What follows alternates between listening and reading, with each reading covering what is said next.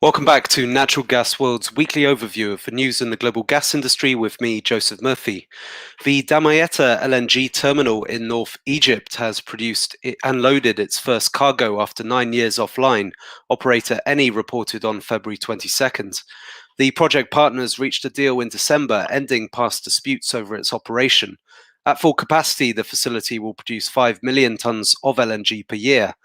Damietta LNG is one of two LNG export facilities in Egypt alongside the Shell-operated Idku plant. It closed in 2012 as Egypt had to divert gas away from the export stream to meet growing domestic demand. But Egypt now has gas to spare thanks to the startup of the giant Zohr field in the East Mediterranean in 2015 and the subsequent launch of several other offshore projects.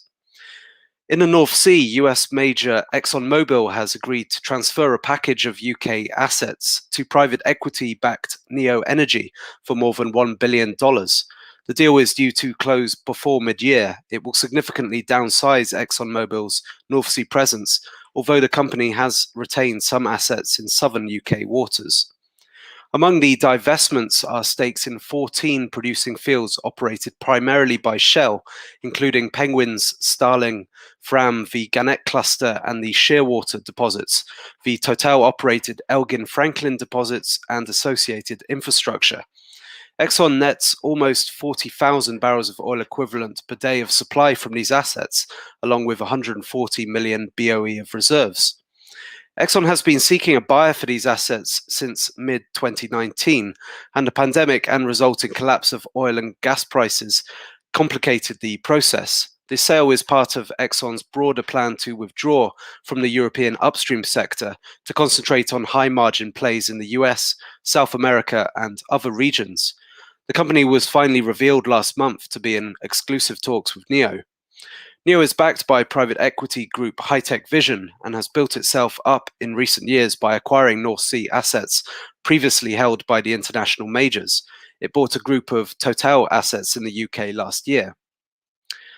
US LNG exporter Cheniere has said it plans to start providing its LNG customers with greenhouse gas emissions data associated with each of their cargoes produced at Sabine Pass and Corpus Christi starting in 2022.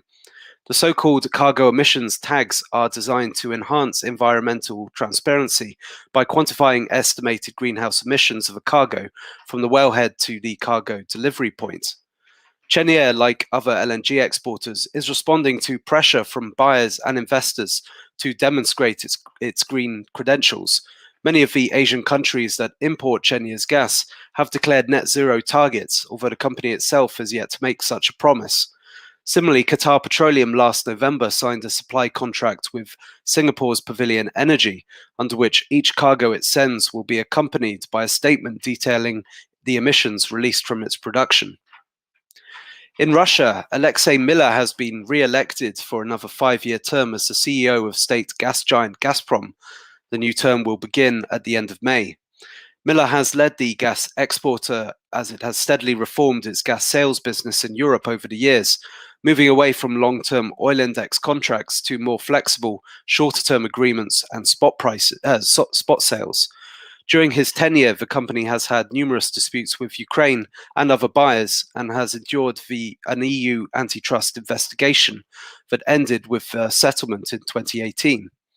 In recent years, Miller has presided over the completion of several major pipeline projects, including the Power of Siberia in December 2019, that opened up the Chinese market to Russian gas pipe sales, and the Turkstream to Turkey in January last year, which has helped Gazprom consolidate its position in Southeast Europe.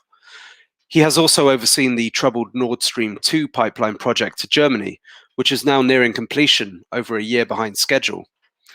Speculation had been circulating for several years that Miller might leave Gazprom in 2021 as part of a broader shake-up of the company to improve its efficiency. He has been in the CEO role since 2002. This has been Natural Gas World's weekly overview of the news in the global gas industry with me, Joseph Murphy. Thank you, and see you next week.